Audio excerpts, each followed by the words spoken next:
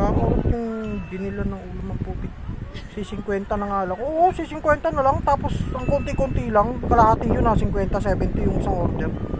Siguro alam yung lagay ng suka ay toyo sa mga inasal, lagay ng sausawan. Ganun lang yung 50. Tapos nag-away pa sila kasi yung babae naubusan daw ng sabaw. Bakit daw magtitinda? Itapon na lang daw yung mga paninda nila. Tigil na lang daw sila sa... Sa akin magagalit kasi hindi naman ako Tigil na lang daw nila yung tindahan nila. Kung wala daw sabaw, paano na lang daw yung mga customer?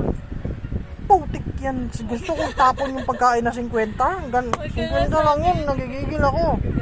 Nag-away pa sila. Ang daming tao doon. Si kuya pinahiya. Sinabihan ko ng kuya, okay lang yan. Okay lang yan niya. Masarap naman yung pagkain. Sabi nung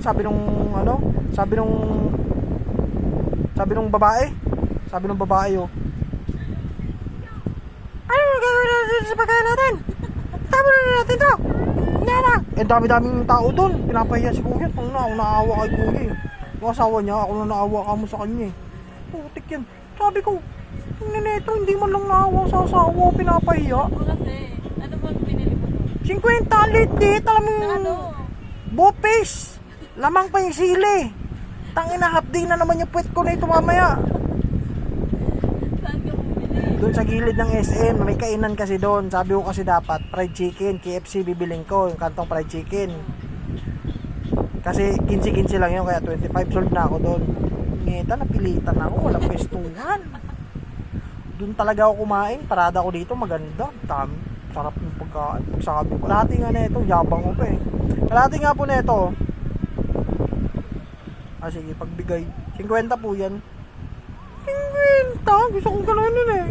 Asan dito? Lamang yung sili? 50 lamang yung sili? Putik yan, bad trip ako.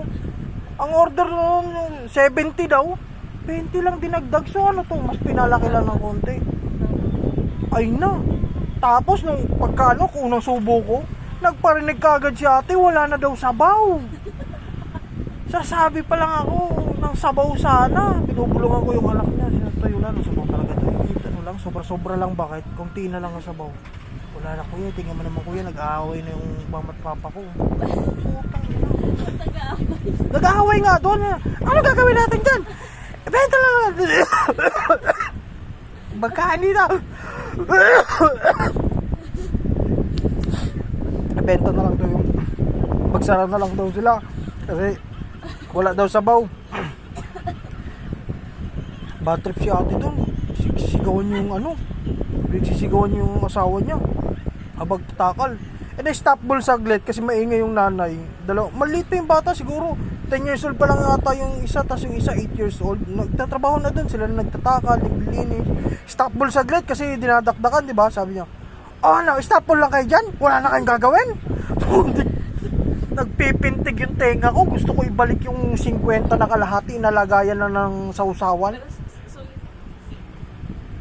Sulit. Walang sulit doon. Sulit. Ano magiging sulit? Hindi kasi sila tubig. Bad trip yung gano'n. Nakaka-bad trip talaga yung gano'n. Tipong okay naman sana yung kain mo. Kaso 50 na nga. Lit-lit na ng 50. Ano pa? Ang ingay pa. Tapon na lang daw yung mga paninda porket wala nang sabaw. Ako na naawa kay kuya. Grabe ba?